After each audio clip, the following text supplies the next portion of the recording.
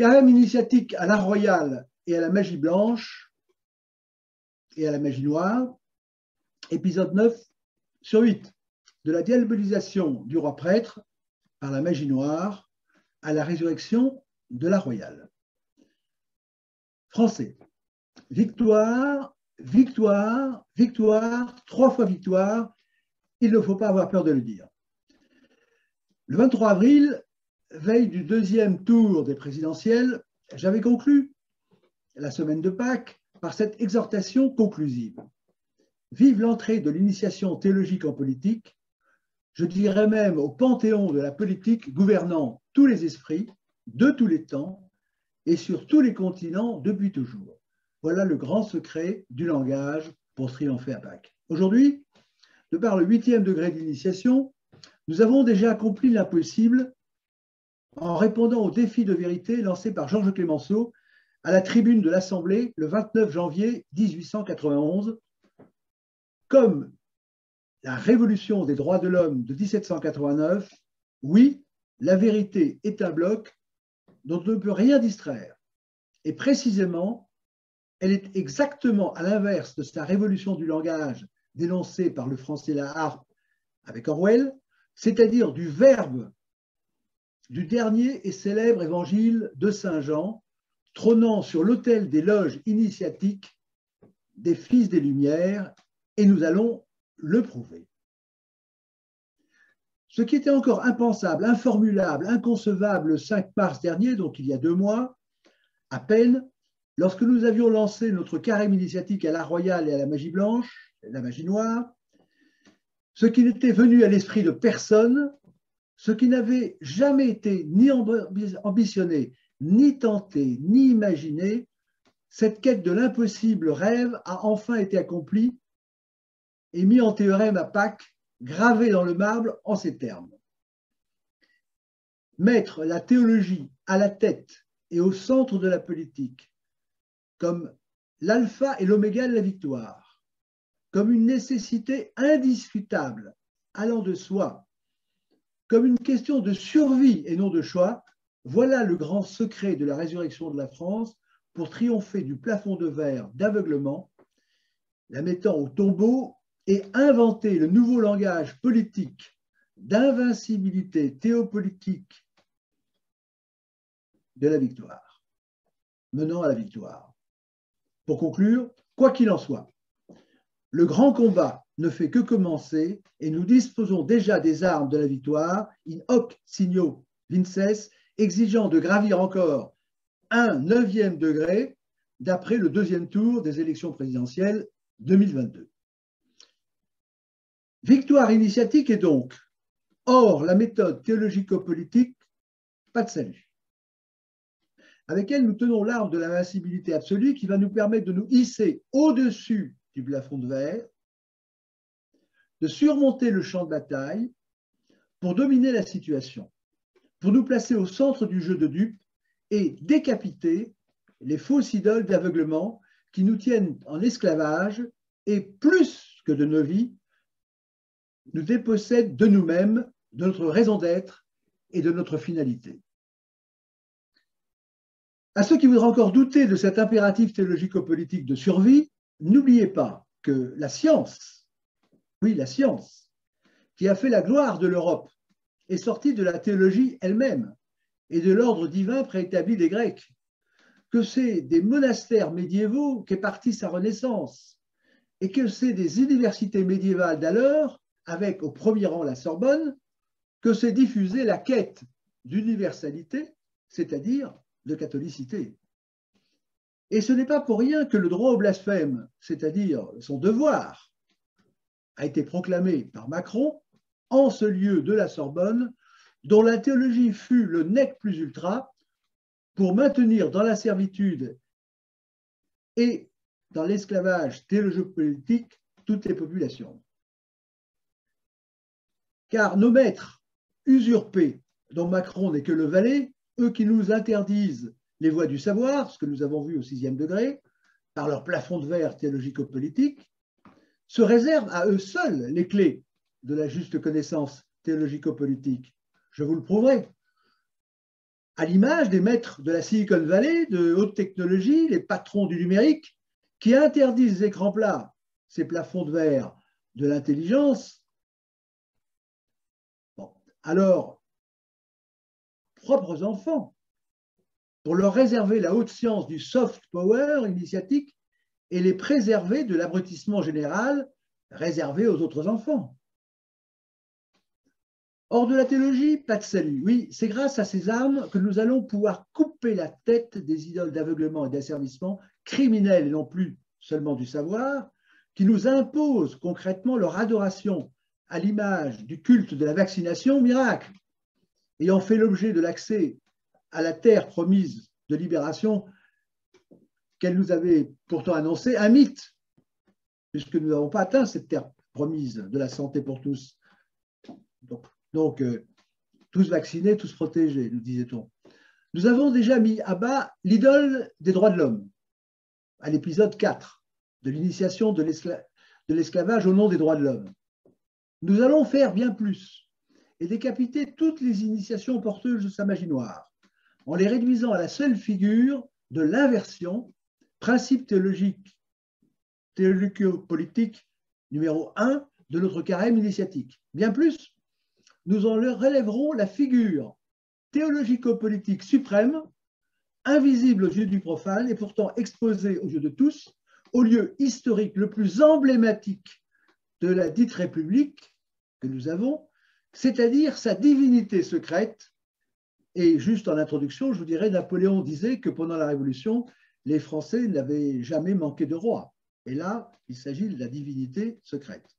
Nous allons remonter aux sources de la pyramide initiatique, retrouver la suprématie du ciel de l'intelligence, des idées, des symboles et du réenchantement de la magie théologico-politique bienfaisante, testée, tracée, isolée, décapitée ou consacrée. Je pense que ça vous dit quelque chose.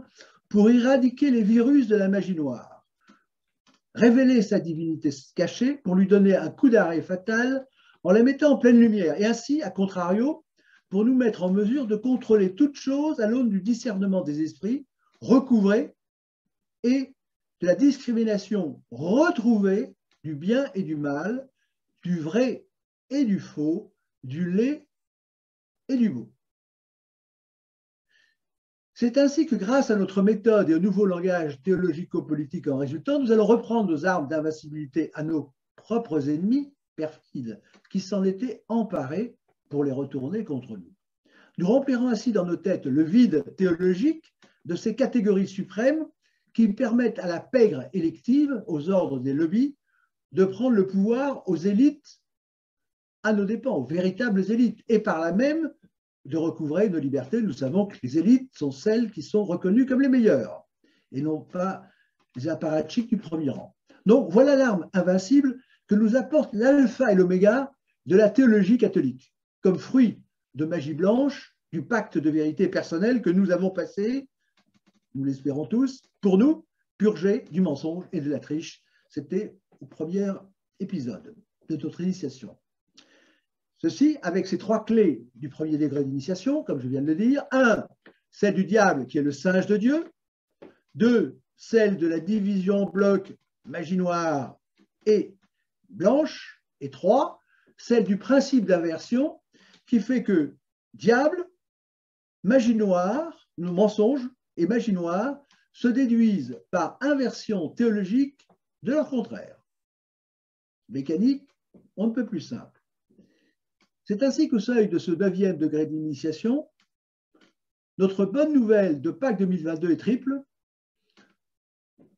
1, nous touchons au but de purgation initiative poursuivie depuis le 5 mars. 2, la liturgie de Pâques nous a révélé l'archétype de victoire sur la magie noire. 3, sa traduction théologico-politique nous donne la clé du grand secret du langage truqué de la magie noire, devant nous permettre de purger le plafond de verre d'aveuglement de la politique en vue de la résurrection de la France.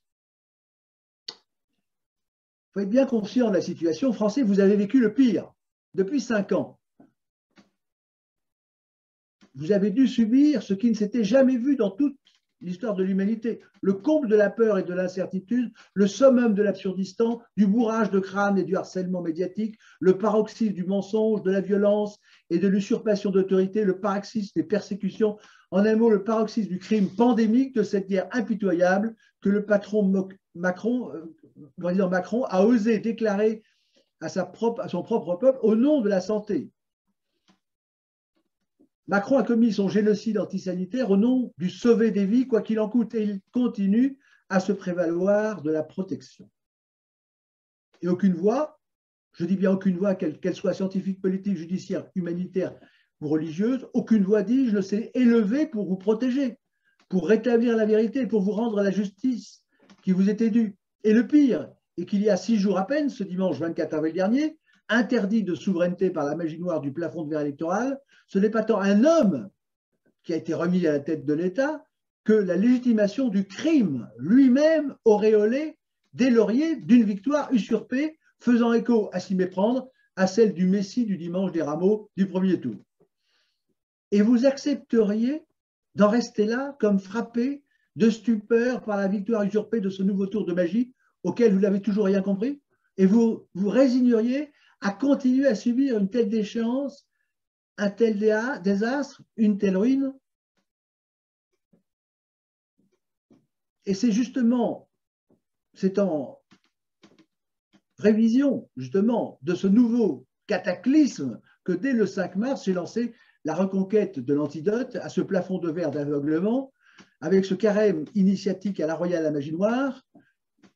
Voilà le grand secret du langage pour triompher de Macron à Pâques. Ce carême d'initiation politique et spirituelle visant à vous purger du plafond de verre d'aveuglement, de la magie noire, pour les reprendre à nouveau, pour vous rendre à nouveau voyant et entendant aux lumières ainsi révélées de cette magie blanche, pour vous faire recouvrer les armes d'invincibilité historique, intellectuelle, spirituelle, politique de la royale française, je dis bien la royale français, oublié depuis 3 siècles, pour notre plus grand malheur. Et la bonne nouvelle, c'est que ce but est atteint, nous le touchons et sera décuplé par ce 9e degré d'initiation.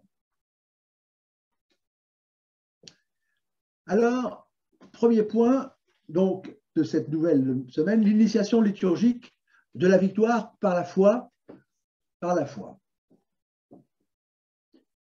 Le 2e tour des présidentielles, 24 mars, dans l'octave de Pâques, coïncide avec le dimanche de Quasimodo ou in albis du mot latin alba, en raison des vêtements blancs des élus, blancs évocateurs, de magie blanche, que les néophytes revêtaient au baptême la nuit de Pâques et qu'ils déposaient 8 jours plus tard. Et nous sommes 8 jours après.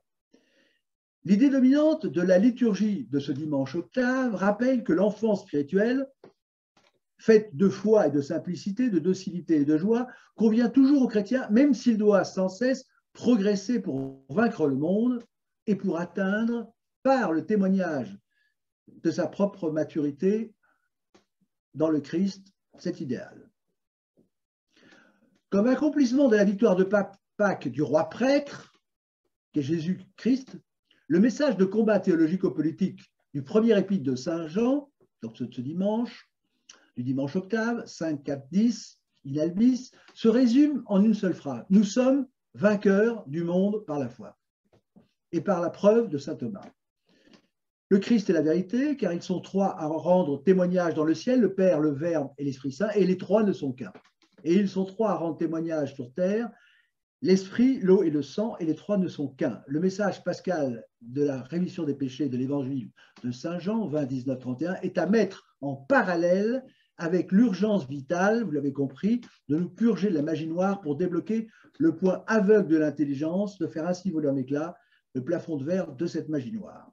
Le prêtre roi, et le mot évidemment est la clé, qui est Jésus-Christ, épître de saint Paul aux Hébreux 9, 2, 12, a triomphé par l'accomplissement des figures anciennes. Et là, nous sommes au cœur de ces figures accomplies anciennes, en particulier de son sacerdoce de grand prêtre.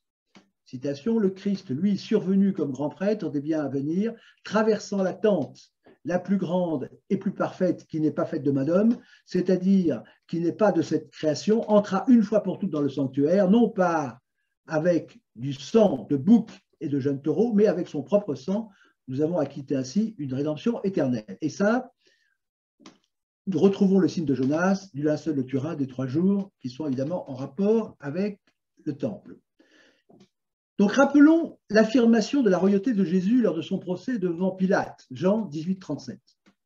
Donc c'est bien l'initiation de ce dimanche.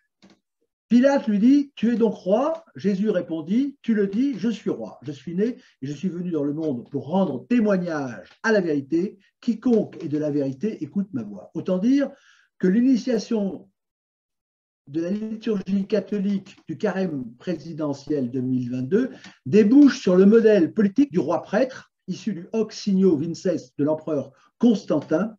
En termes de théologie politique, depuis le baptême de Clovis, le roi des Francs sera le lieutenant du Christ, c'est-à-dire le second en politique, et non pas le premier. C'est le principe même de la royauté sacrée de droit divin, exactement inverse de la République laïciste, du devoir de blasphème de Macron. Donc, en conclusion de cette initiation liturgique, le roi prêtre, la royauté de droit divin, voilà le modèle politique français par excellence du Christ roi, révélé par la liturgie de la résurrection pascale, celui qui a créé la France, qui l'a portée au zénith et qui incline à sa résurrection. C'est celui de la victoire par la foi de l'empereur Constantin, de Clovis et de Jeanne d'Arc, voire de Louis XIV. Donc, venons-en ensuite à l'initiation politique présidentielle, au rôle d'inversion entre illégitimité et légitime du plafond de verre d'aveuglement politique. C'est donc ce dimanche in albis qu'a eu lieu la réélection fantoche d'Emmanuel Macron à 20%. Triste reconduction, pathétique mise en scène ventriloque, sépulcrale, du couple Macron avec ses enfants processionnaires d'opérette, ayant immédiatement provoqué des manifestations de colère dans toute la France, ce qui est une première. En principe, la soirée d'une réélection, ce sont plutôt des cris de joie que de colère que nous avions entendus précédemment. Quel est son apport initiatique, donc, de cette journée d'élection présidentielle et de ces présidentielles? Celui d'un nouveau coup de baguette magique comparable à celui de 2017 que j'ai abondamment décrit dans mon livre Macron le président ventriloque, la figure du roi et la magie politique, manifeste pour 2022. Donc l'initiation de cette victoire, c'est la suivante. Lors de notre premier épisode, dès le 5 mars, j'avais bien prévu, je cite, l'aveuglement de l'opinion publique est total, la réélection du président Macron était déjà conclue avant même l'annonce de sa candidature pour le mercredi décembre, réélection déjà conclue, sauf miracle, par cette magie politique du langage dont il se targue et dont il a le secret à coups de baguette magique des sondages, des jeux de candidature et des thèmes de campagne ciblés. Bon. En vérité, la méthode de magie politique de Macron, copier-coller de 2017 par le moyen, s'est déroulé par le même moyen sur 5 ans en continu, pour la mise en œuvre d'une série par une mise en œuvre en série de plafonds de verre, d'aveuglement, d'élégitimation, en série, collectif, qui lui ont permis de faire passer à la trappe tout débat, notamment ce grand débat après l'épisode des Gilets jaunes. Il faudrait parler de non-débat présidentiel. Ce fut le plus nul de tous la Ve République, voire de toujours. Bon. Elle a permis, donc cette magie politique, d'occulter son bilan catastrophique des Gilets jaunes, de guerre du Covid et de la crise socio-économique, en résultant, en prétendant même que les 600 milliards de dettes étaient dus au Covid, ce qui était une contre-vérité absolue. Bon. Il n'a pas fait de bruit dans les médias.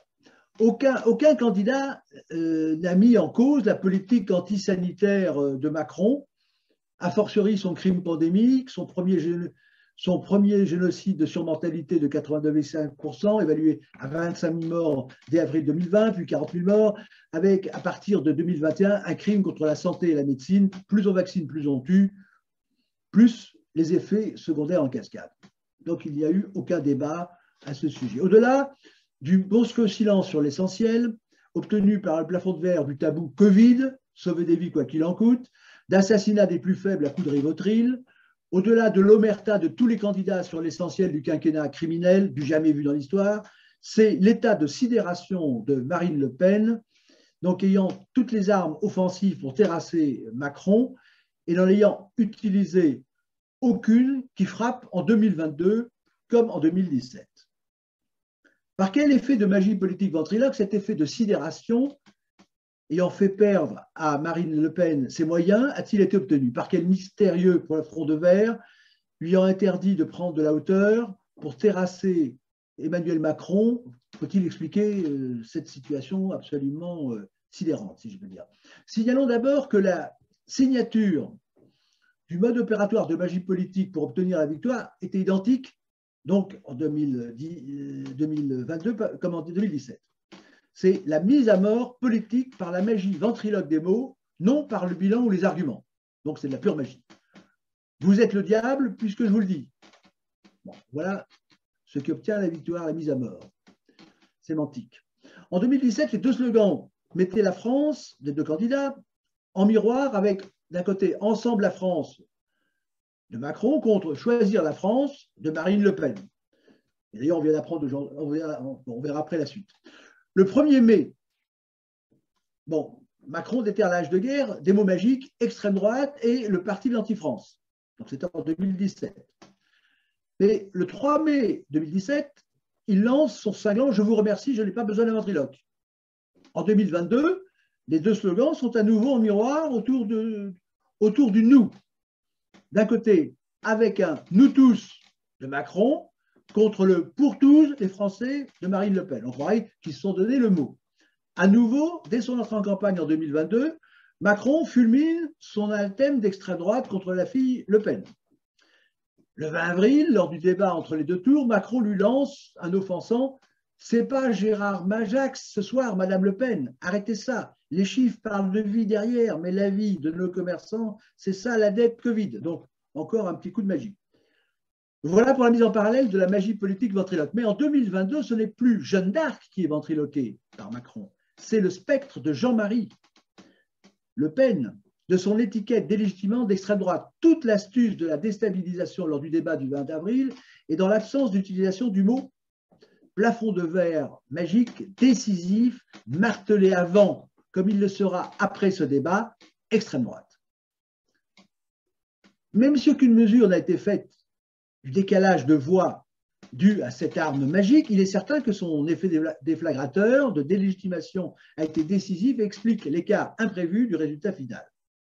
Avant comme après le débat, c'est le plafond de verre de ce mot magique d'aveuglement, diabolisation, délégitimation de cet épouvantail apocalyptique représentant le diable absolu qu'Emmanuel Macron a utilisé comme rouleau compresseur de la stratégie de normalisation angélique, la bonne mère de famille et son chat, que Marine Le Pen avait construite sans relâche depuis l'éviction de son père, depuis le changement de nom du Front National en Rassemblement National et depuis son virage à gauche, toute.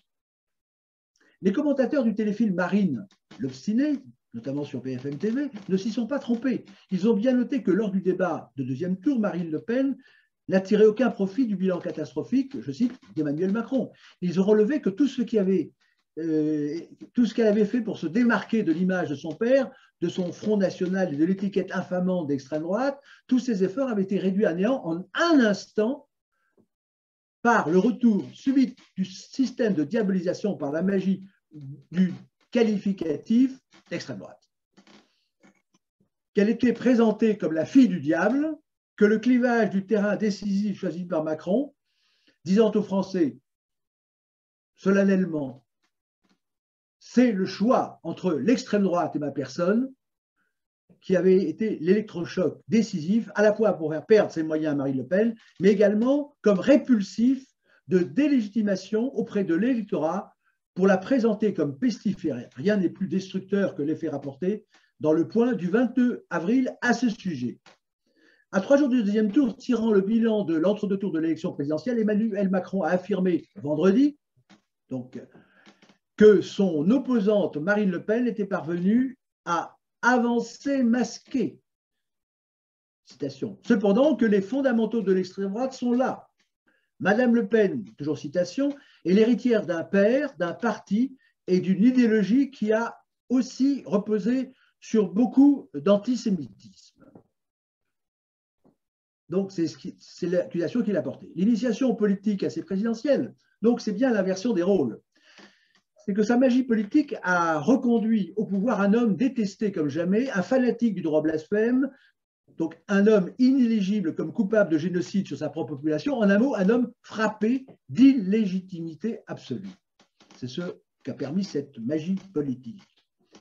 C'est que le fer de lance de sa victoire fut la locution magique extrême droite, que sa puissance symbolique d'invincibilité superstitieuse, la magie maléfique de son plafond de verre d'illégitimité, est sans rapport avec l'évanescence, je dirais presque l'insignifiance, l'évanescence de sa signification rationnelle, amalgamant des définitions diamétralement opposées. C'est qu'elle constitue le cas d'école d'un plafond de verre électoral de magie noire ayant à nouveau privé les Français du débat, du bilan et de l'élection présidentielle qui leur était due. Comment expliquer le pouvoir religieux de cette expression de diabolisation politique condamnant au jugement dernier des enfers alors qu'aucune catégorie religieuse essentielle n'a été présentée au deuxième tour? À nouveau, c'est ce plafond de verre d'aveuglement du choix de Dieu ou diable, revenant à dire en 2022 l'extrême droite c'est le diable et donc je suis Dieu, comme le 1er mai 2017 à la Villette, il disait « Mes opposants, c'est l'anti-France ». Bien des commentateurs ont dit qu'un tel anti-vote frappait la réélection de Macron d'illégitimité et les manifestants du soir, je le rappelle, du soir même, ne s'y sont pas trompés. Dieu ou diable, comment expliquer ce pouvoir de magie noire tenant en 2 ou 3 mots plus fort qu'un peuple? Ce pouvoir de légitimation en négatif, ce pouvoir souverain des juges du fond des mots, gouvernant la métrique théologico-politique de la morale, de l'opinion et des urnes, et surtout comment la verser. Pour le savoir, il faut interroger l'histoire. En conclusion, donc l'initiation politique de magie noire et présidentielle 2022, c'est le rôle d'inversion des positions d'illégitimité et de légitimité entre Macron et Marine Le Pen, joué par le plafond de verre, d'aveuglement, délégitimation, diabolisation, par les qualificatifs d'extrême droite, antisémitisme et tutti quanti. Alors maintenant, il faut en venir, donc pour répondre à cette interrogation, à l'initiation historique depuis 1789 à la mécanique théologico-politique de glissement à gauche du plafond de verre, de délégitimation, diabolisation. L'histoire livre le secret du pouvoir symbolique, religieux, de cette classification des opinions sur une ligne unique, droite-gauche, clivage que Macron avait aboli en 2017 pour réconcilier les Français, disait-il, ce qui a été un échec, nous le savons, avant un échec, si on peut dire, avant de la reprendre comme plafond de verre en 2022 pour sa magie noire. Bon. Premièrement, il faut considérer le 11 novembre 1789. Il m'a dit 11 novembre 1789, qui est la date clé. À Versailles, c'est la date de partage des tenants du veto du roi, qui sont à droite, et de la gauche, qui sont les opposants. Et dans la salle du manège, il y aura le côté de la reine et le côté du palais royal. Donc, c'est bien par rapport au roi, par rapport au veto du roi, que le 11 novembre 1789 s'établit cette division entre la droite et la gauche. Bon, la France a vécu 14 siècles sans droite et gauche à ce sens-là en politique, et tout à coup ça apparaît. Qu'est-ce que ça veut dire? Donc, de là est ressortie la métrique de classification: à droite, Dieu et le roi; à gauche, son inverse, ni Dieu ni diable. C'est ça bien la définition de la droite et de la gauche. D'où la dynamique révolutionnaire qui est sortie de ce 11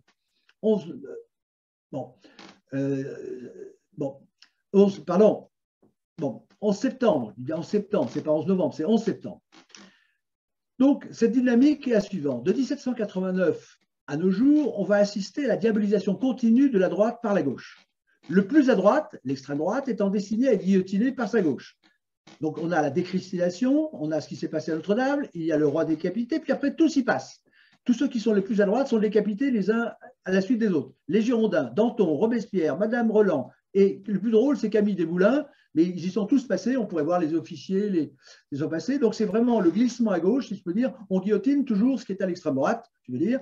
Et le plus drôle, c'est Camille Desmoulins qui, 10 ans, avant de passer à la lunette, Et c'est très intéressant de savoir ce que chaque guillotiné d'extrême droite, parce que Danton a été d'extrême droite, Robespierre a été d'extrême droite, Madame Roland a été d'extrême droite, enfin, ils sont tous d'extrême droite avant de passer à avoir été d'extrême gauche, bien entendu.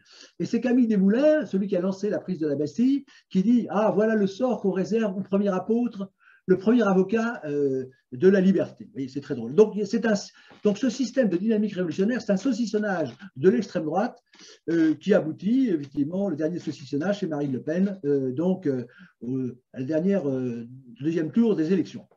Donc après le 10 août 1792, on assiste également, par ce système, à la vandalisation des documents, des monuments, l'élimination de tout ce qui représente l'extrême droite, c'est-à-dire, je rappelle, le roi et Dieu.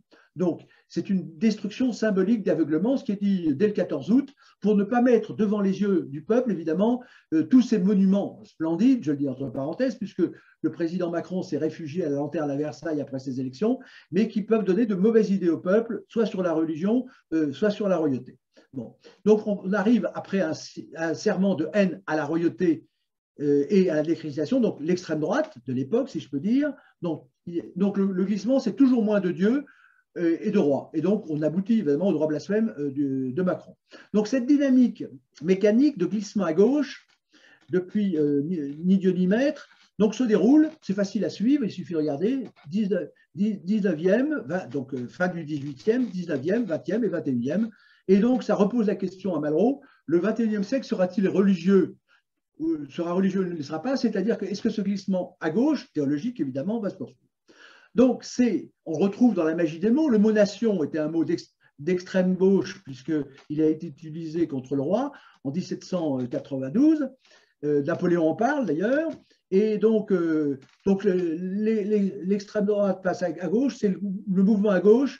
Et donc, c'est un système masqué qui, actuellement, a été falsifié, notamment en mettant les nazis, évidemment, à l'extrême droite, alors que les nazis, c'est le national-socialisme, ce sont des fascistes, ce sont des athées, donc ils sont évidemment d'extrême gauche et non pas de droite. Mais c'est très pratique pour faire comme il était fait dans les geôles soviétiques, c'est-à-dire qu'on mélangeait les politiques et les droits communs, et ça permet de faire un amalgame très très pratique qui met la Rombière, la grenouille dans le bénitier dans la même catégorie que le nazisme, par exemple, ou autre. Voilà à quel degré nous en sommes réduits. Donc, il faut remarquer que cette imposture, cette magie d'imposture utilisée par Macron, amalgamant une chose et son inverse, est une diffamation en toute légalité. Donc, on est vraiment dans le en même temps, c'est-à-dire qu'insulter quelqu'un est passible des tribunaux de diffamation, mais là, il y a un langage de diffamation, donc je cite les mots que j'ai utilisés, qui permet de diffamer et de tuer moralement et politiquement sans être passible des tribunaux. Je rappelle qu'il faut différencier fasciste et nazisme. Quand vous traitez quelqu'un de nazi, évidemment, c'est passible de diffamation, mais le fascisme n'est pas mis dans la même catégorie. Donc, tout ça, c'est très subtil. Nous sommes dans la théologie politique. Bon, en conclusion, depuis 1789, la mécanique théologico-politique du plafond de verre d'aveuglement, délégitimation, entraîne un perpétuellement glissement à gauche. Toujours moins de roi et de Dieu, toujours plus de droit blasphème. La métrique de diabolisation, délégitimation, légitimation du plafond de verre est bien théologico-politique, comme le choix de Caïphe ou le choix de Barabbas à mettre en parallèle. Voilà pour l'observation de cette mécanique historique de glissement de droite à gauche, mais quelles conclusions théologiques, politiques tirer pour aller jusqu'au bout?